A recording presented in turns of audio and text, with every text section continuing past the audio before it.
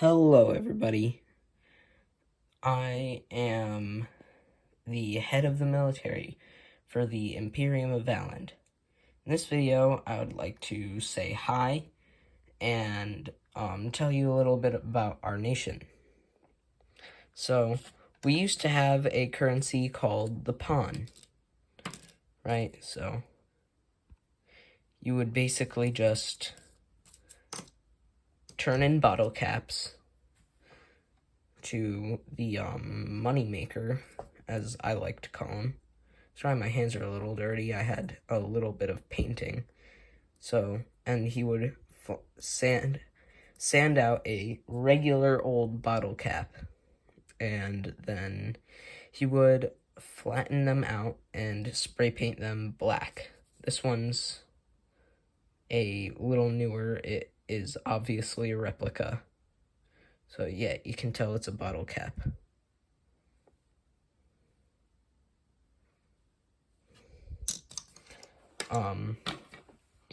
This is the flag of our nation. And some things that our military uses is that we buy these wherever we can find them. A funny thing you'll need to know about these if you ever buy one is that when you open up a new one,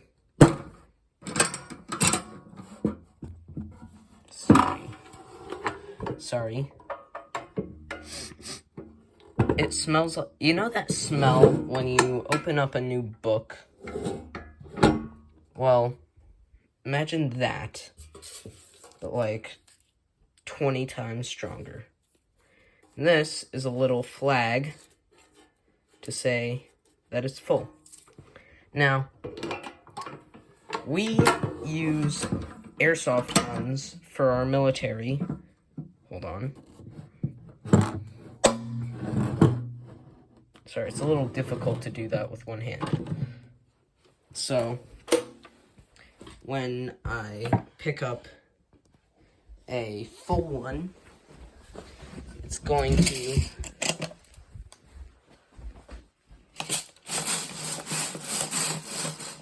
rattle around on the inside like that.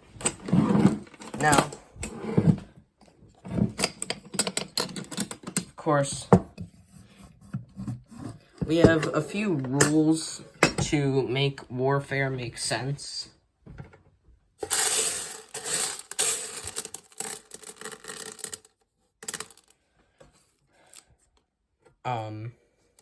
Right, so like, it depends on where you get hit if you die or not, right? So if you get hit in the leg, you can't. Wow. I'll go over that in a different video. So this video is basically just going to say a few things about our history because I want to make it short, right? So, in the year 2019, in the midst of the pandemic, Valland was a part of a micronation called Obamna Prism Land, pronounced O-Bom-Na Prism Land, that has since been eradicated. Obamna Prism Land was communist, and so it had to be destroyed. Thus, a war against communism started, and the Paratus Militaris was created. Paratus Militaris is a Latin term for skilled or strong military. So, the war against communism. Even though our forces were outnumbered, we fought for Valland and our beliefs. Valland forces liberated Trost, which is now known as the founding city. Only 2 reported Valland casualties from the first battle of the war. Next, we tried to liberate Marly. The battle for Marly was a massacre. That is spelled M-A-R-L-I. The ratio was 3-1. Obamna Prismland had more soldiers than Valland, of which we had 10, 8 after the battle for Trost. Having lost 5 Valland soldiers, we had to retreat. This was such a shameful act that one of ours had to leave after being ridiculed by the others. So, back then, we used these as kind of like a currency, and then we made it the national currency after the Unification Wars. I'll get into that in another video because the Unification Wars are complicated. Battle for Marley was a massacre. The ratio was 3-1 Obama Prismland. In favor of Obama Prismland, right? After this, it was only War Chief Gabriel Walsh and a guardsman Sentinel who were on the defensive. That's not his real name because his name, he probably wouldn't want me saying his name on the internet. A guardsman Sentinel back then was one of the highest ranks, right? A Sentinel. So, keep that in your history books, boys.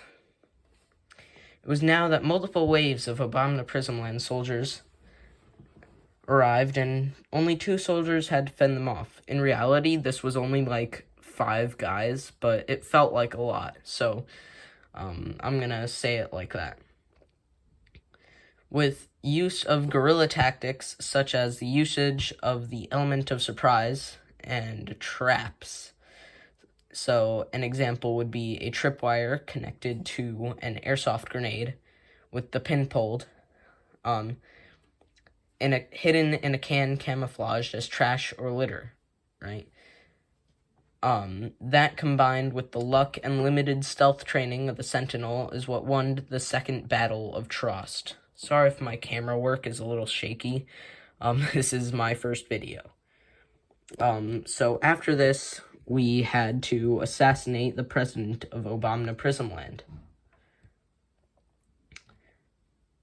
After having to fend off the 5 men, Walsh decided that Valland needed more soldiers. He gave the Sentinel 5 weeks leave in order to train recruits while he infiltrated the president of Obama Prismland's house. Once he had a good map of the house, he left in order to come up with a strategy. Once the recruits had been trained, the war chief deployed them to the highlands, where there was no resistance. From there, Operation Tip the Spear was launched. Main objective, create a distraction so snipers can take out the president of Obama Prismland. First, a sniper takes out the head officer, making them scramble in confusion. Then, meanwhile, the Navy SEAL teams, which stands for Sea, Air, and Land. I don't know about the air part. I guess they could use drones or something. Lurk in the Marley Pinned. Guardsmen liberate an undefended highlands and attack the confused troops from the east end of Marley, taking out 2. The SEALs come out of the water, striking with I don't know how to say that word. I guess intense anger, I'm gonna say. Ending the Obama Prismland presence in Marley. Next, the sniper moved to a position in a tree nearby the president of Obama Prismland's house. They wait almost an hour. 2 hours turn into 3 hours. Still no word from the assassin. After approximately 5 or 6 hours, we finally get word from the sniper. All he said was a simple, "We got him," but after that, the war against communism was finally over. It lasted nearly 2 months, but now we can rest easy knowing that that voice crack. Now we can rest easy knowing that communism was finally eradicated from Scotchtown. So, hold on. Let me pull up a thing on my computer. So, here you go. So, here we have a sniper right here taking out the main officer who has a defensive line around him. After this, Phase 2 was initiated. Here you can see the SEALs and the Marley Pinned, which can actually get pretty deep. It goes up to chest level. For instance, I am 5'1". By the way, I'm in middle school, so I'm not just short. So, next the sniper climbs down from the tree, right, and then moves over to a tree somewhere off in the distance over to Abominable Prison Land, right? Then we have the scattered troops and the guardsmen, right?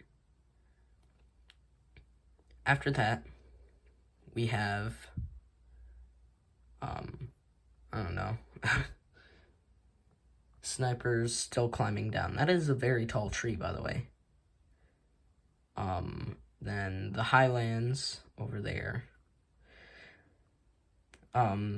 That's the seals striking out, coming out of the water finally. That took them like a few. This is also like a script. So this video is already 10 minutes long, 11 minutes now. So I'm gonna cut it here. Bye and goodbye and glory to Valland. And have a nice day.